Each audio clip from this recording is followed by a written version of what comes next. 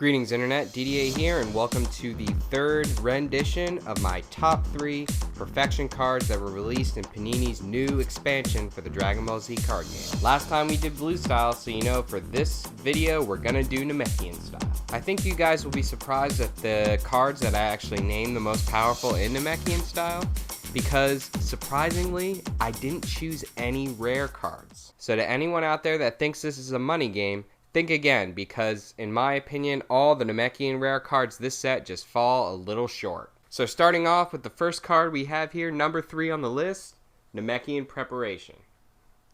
This card has a use when needed effect, Lightning Bolt, use when you perform a physical attack. You may immediately use a critical damage effect, and then you can bounce a Dragon Ball in play to its owner's hand. And if you do, all defensive cards lose all immediate effects for the remainder of combat. This card is just going to be great in any physical beatdown deck. Not only are you going to be able to instantly use a critical damage effect, but also you can bounce any Dragon Ball in play. That means if the opponent controls Ball 6, this is a great counter to that. Just bounce his Dragon Ball 6 in play into his hand and make your attacks do more damage. Also, if your opponent controls Ball 1, you could bounce Ball 1 into his hand and clear the field so you can have a clear shot at all his other Dragon Balls. Making it so all defensive cards lose immediate effects cannot be overlooked. This is extremely powerful, guys. That means any anger your opponent would gain off of defensive cards, any nasty effects like Hybrid Defense or Namekian Flinch, or especially considering your opponent's Time as a Warrior's tool. This card is a great Time as a Warrior's tool counter. And if you're running a budgeted deck and don't have heroic energy spheres or villainous energy spheres, this is a great card to consider adding to your physical beatdown Namekian deck. Next up here, a card that quickly grew on me the more that I looked at it and the more that I read it, Namekian Chest Explosion. Coming in at the number 2 slot, this energy attack packs a huge wallop. It actually scales off of every single Saiyan personality in play.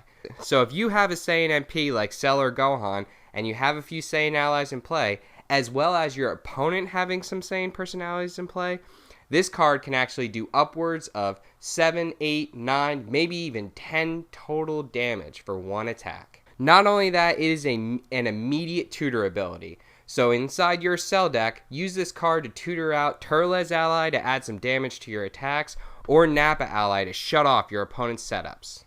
We all know that Gohan's only viable deck is probably Namekian Ally, but use this card in tandem with a bunch of the other Namekian Ally support cards. Namekian Ally just has a ton of support. There's Confidence Shot, there's Flinch, there's a bunch of stuff that can get allies in play. And Ally Tutor plus super damage, man, I'm really considering on building a Namekian Ally deck. And finally, the coup de grace, the best Namekian card that was released in the new set, Namekian Handburst. I just love this card, and I love the new kind of Focus-esque mechanic that they're coming out with. You know, Focus was a mechanic in the old game that, you know, if an attack had a keyword of focused, it couldn't be stopped by cards that stopped both physical and energy attacks. So in order to incorporate that into this game, they're releasing a lot of attacks that can only be stopped by certain card subtypes. And that's just great. This attack can only be stopped by an energy combat card. So that means that the only way that this card is going to be stopped is if the opponent takes an energy combat card from his hand and plays it to stop it. No floating effects will stop this card, even if created by an energy combat. No drills will stop this card, no events, making this attack one of the hardest attacks to stop in Namekian style. It kind of has a hefty cost at 3 stages, but when you do 5 life cards with potential critical damage and draw the bottom card of your life deck, it has solid damage, card advantage, and chances are it's not going to be blocked. There are only a few cards in the game that can stop it, and what are the chances your opponent has a hard energy block in his hand? I don't know. With the number of cards that Namekian has to draw cards from the top or bottom of the life deck or bottom of the discard pile, you can really start to see that a combo Namekian deck is surfacing. You can pretty much build your entire deck with almost all attacks that draw cards from your life deck and just string a chain of attacks do 10 to 15 attacks in combat. As long as you have the stages to pay for attacks, keep chaining and rapid fire the opponent into oblivion. So I hope you guys enjoyed the Namekian cards, the Namekian top 3 cards that I considered for this set. This was a little difficult because there were some pretty cool cards that I liked in Namekian that were released. But at the same time, like I said, there are no rares in this list. There are no rares. I didn't really like them. I thought they were too niche.